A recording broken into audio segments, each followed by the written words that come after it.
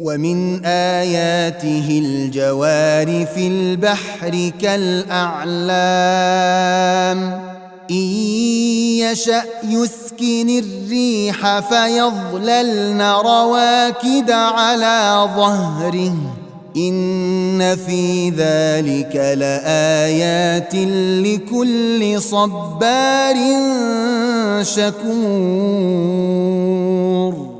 أو يوبقهن بما كسبوا ويعفو عن كثير ويعلم الذين يجادلون في آياتنا ما لهم من محيص فما أوتيتم من شيء فمتاع الحياة الدنيا وما عند الله خير وأبقى للذين آمنوا وعلى ربهم يتوكلون والذين يجتنبون كبائر الإثم والفواحش وإذا ما غضبوا هم يغفرون والذين استجابوا لربهم وأقاموا الصلاة وأمرهم شورى بينهم ومما رزقناهم ينفقون والذين إذا أصابهم البغي هم ينتصرون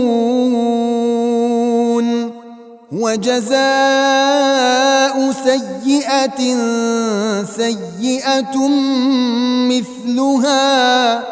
فمن عفا وأصلح فأجره على الله إنه لا يحب الظالمين ولمن انتصر بعد ظلمه فأولئك ما عليهم من سبيل إنما السبيل على الذين يظلمون الناس ويبغون في الأرض بغير الحق أولئك لهم عذاب أليم ولمن صبر وغفر إن ذلك لمن عزم الأمور ومن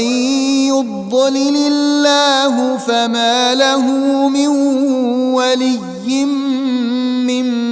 بعده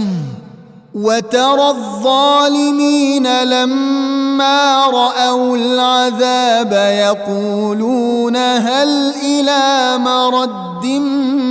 من سبيل